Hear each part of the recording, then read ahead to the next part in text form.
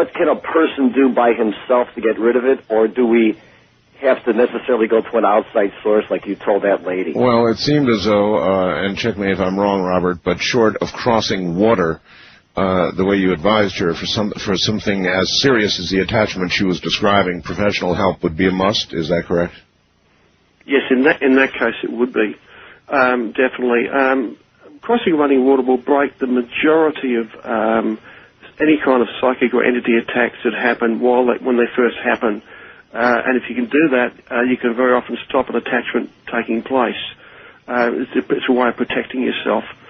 Keep in mind that running water was what I learned about the running water method by releasing myself. Certainly, you told us.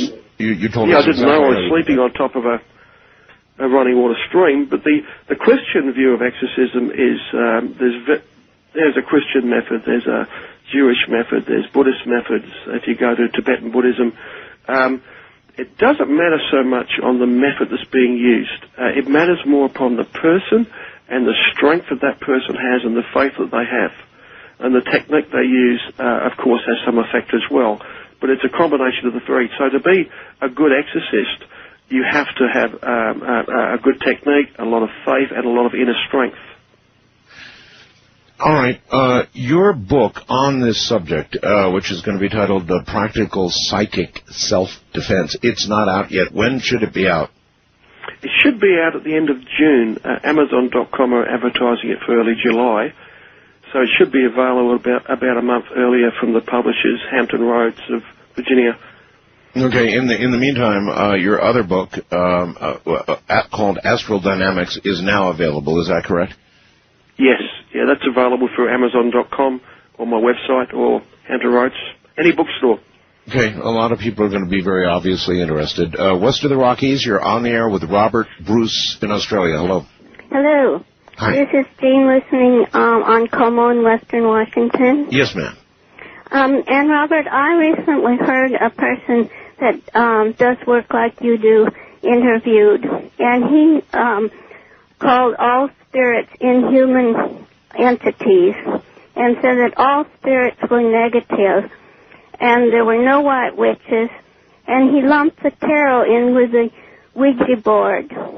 And I'm especially interested in the tarot, and I'm wondering if you would address that. All right. Good. Actually, a good question. This person believing all spirits are negative one way or the other, Robert?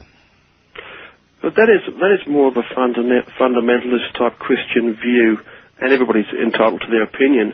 But in my view, there's nothing harmful in the tarot. And as for entities and spirits, they are definitely not all evil. I mean, there are angels. I've met and talked to angels. They definitely exist, and you wouldn't. They're spirits, and you wouldn't call them evil. They're great beings, and there are all sorts of great, wonderful, great good beings out there.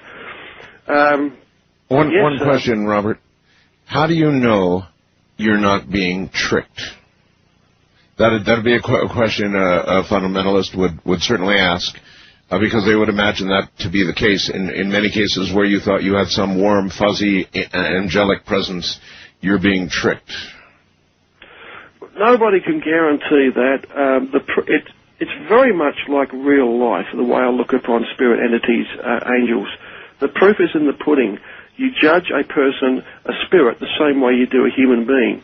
You do not automatically give them trust. Trust is earned by their deeds and by their actions. Mm-hmm. You learn about a person's integrity, and then you start to trust them, as you would do any person you met on the street. That is the best way of treating any entities.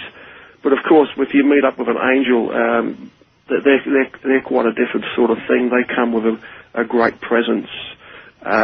Now, you can say that all these things are bad, but I mean, that's another fundamentalist type viewpoint, which is very, very limited, very narrow-focused.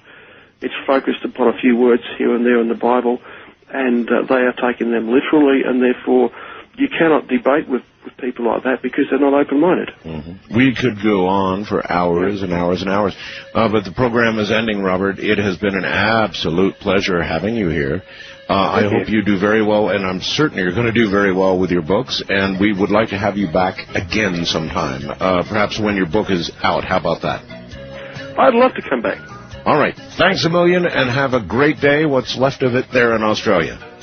Thank you for having me. Good night, Robert. That's Robert Bruce. And wasn't he interesting? Tomorrow night, Eric Burden of the Animals is going to be here. From the high desert, as always, I'm Art Bell.